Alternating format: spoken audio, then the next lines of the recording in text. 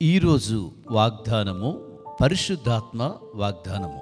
పరిశుద్ధ గ్రంథమైన బైబిల్లో నుంచి ఈ వాగ్దానాన్ని మనము చదువుకుందాం. కీర్తనల గ్రంథంలో నుంచి మొదటి కీర్తన 2-3 వచనాలు చదువుకుందాం.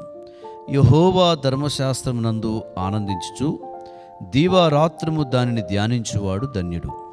అతడు నీటి కాలవలో యోరను నాటబడినదై ఆకు వాడక తన కాలమందు ఫలమిచ్చు చెట్టు వలె ఉండును. అతడు చేయనిదంతయు సఫలమగును. ఈరోజు ఈ యొక్క దావీదు ఈ మొదటి కీర్తన రచయితగా మనం చూస్తున్నాం. దేవుణ్ణి స్తుతిస్తున్న మంచి సందర్భం. బైబిల్ గ్రంథంలో చూస్తే ఇంతకీ దావీదు ఈ వాగ్దానములో ఏ మాటను పరిశుద్ధాత్మతో నింపబడి దేవుని స్తుతిస్తున్న సందర్భంగా ఉన్నాడంటే, మనతో కూడా పరిశుద్ధాత్మ దేవుడు ఏ వాగ్దానము ఈ మాటలో నుంచి ఇస్తున్నాడంటే, ధన్యుడు చేయనిదంతయు సఫలమగును. ధన్యుడు చేయనిదంతయు సఫలమగును. చూడండి నా ప్రియ దేవుని బిడ్డలారా, బైబిల్ గ్రంథంలో ఈ కీర్తనలో 150 కీర్తనలు ఉన్నాయి. ఈ 150 కీర్తనలో మొదటి కీర్తన అనేది మనం చూస్తే, దావీదు ఇందులో ఉన్న చాలా సత్యాల్ని, ఒక ధన్యకరమైనటువంటి జీవితంలో ఉన్నటువంటి రహస్యాల్లో ఉన్న ఆశీర్వాదం ఏంటి అనే విషయాన్ని చాలా తేటగా మనకి తెలియజేస్తున్నాడు. మీరు గమనించండి నా ప్రియ దేవుని బిడ్డలారా, చాలామంది జీవితాల్లో మనం గమనించినట్లయితే ఒక ధన్యులుగా కనపడరు. ఒక సంతోషకరంగా ఆనందకరంగా వారు చేయనిదంతయు సఫలకరంగా కనపడితే వాళ్ళు ధన్యులుగా మనం ఎంచుకుంటాం. ఒక దైవాన్ని కలిగిన వారిగా మనం ఎంచుకుంటాం. ఈరోజు ఈ వాగ్దానములు మనం చూస్తే బైబిల్ చెప్తుంది, దేవుని ధర్మశాస్త్రాన్ని దీవారాత్రములు దాన్ని ధ్యానించే వాళ్ళు ధన్యులు. మరి ఈ ధన్యులకి దేవుడు ఏమంటున్నాడంటే, అతడు చేయనిదంతయు సఫలమగంటున్నాడుగా అని చెప్తూ, అతడు నీటి కాలవల యోరన నాటబడినదై ఆకు వాడక తన కాలమందు ఫలమిచ్చే చెట్టు వలె ఉండెను. అతడు చేయనిదంతయు సఫలమగును అన్నాడండి. ఎవరు అంటే, ఎవరికి ఈ యొక్క ఆశీర్వాదము, ఎవరికి ఈ అభివృద్ధి, ఎవరికి అనంటే ధన్యులకి. మరి ఎవరు ధన్యులు?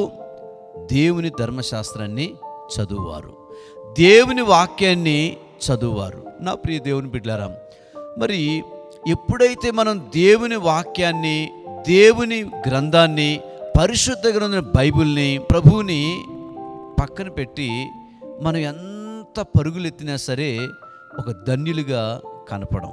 ఒక్కసారి మనము దేవుడే నాతో మాట్లాడుతున్నాడని ఈ వాగ్దానం ద్వారా మనం ఆలోచించాలి. ఒక ప్రాంతంలో ఒక సహోదరుడు ఉన్నాడు. అతడు భోజనం చేస్తున్న భోజనంలో రాళ్ళే కనపడుతున్నాయంట.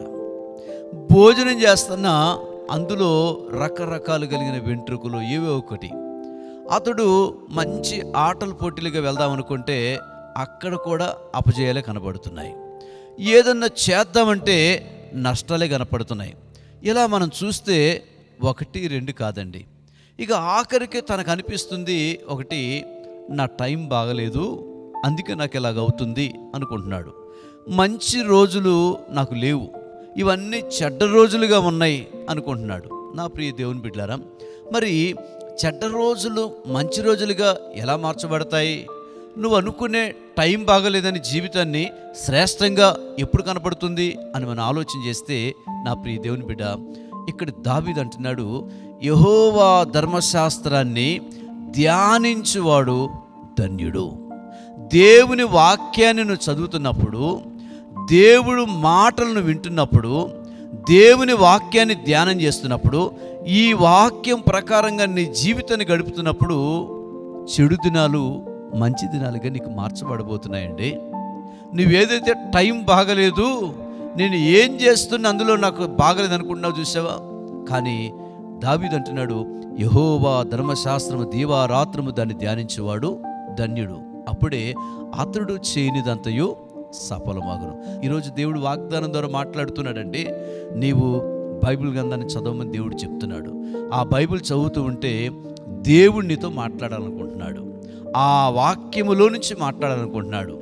అప్పుడు నువ్వు ఆశీర్వాదకరంగా మంచి రోజులుగా, మంచి దినాలుగా, మంచి శ్రేష్టమైన జీవితాన్ని, ధన్యకరమైన జీవితాన్ని దేవుడికి ఇస్తానని ఈరోజు వాగ్దానం చేస్తున్నాడు.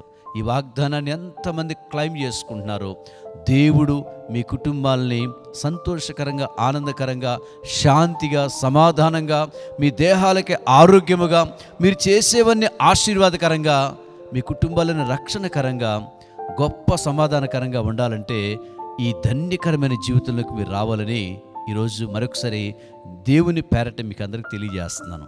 దేవుడు మీ కుటుంబాలని ఆ విధంగా దీవించునుగాక. ప్రార్థన చేసుకుందాం. ప్రేమగల యేసయ్యా, నీకు వందనాలు. ఈరోజు దావీదు యొక్క భక్తు నుంచి మీరు మాట్లాడారు.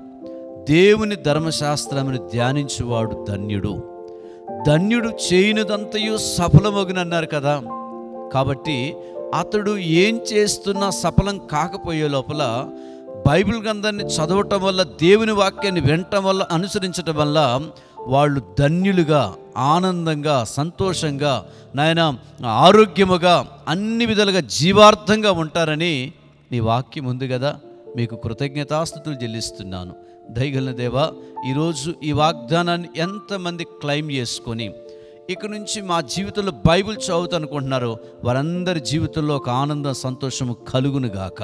వారి కుటుంబాలు దీవించబడుగాక, వారి బిడ్డలు దీవించబడుగాక, వారు చేయనివన్నీ దీవించబడుగాక. నా తండ్రి, ఈరోజు ఈ వాగ్దానాన్ని ఎంతమంది క్లైమ్ చేసుకుంటున్నారో వారందరూ ధన్యులుగా మార్చబడుగాక. ఈరోజు వివాహ దినాన్ని జరుపుకుంటున్న బిడ్డలకు నాయన మరొకసారి ఆశీర్వాదం ప్రకటిస్తున్నాను. ఈరోజు బర్త్డే జరుపుకునే బిడ్డలకి నాయన దయా కిరీటాన్ని, నాయన మరొకసారి ప్రభువా ఒక ఆయుష్కాలాన్ని, ఆరోగ్యాన్ని, వాళ్ళకు శుభాలు తెలియజేస్తున్నాను. యేసు నామములో ప్రార్థన చేసి వేడుకుంటున్నాం తండ్రి. ఆమెన్.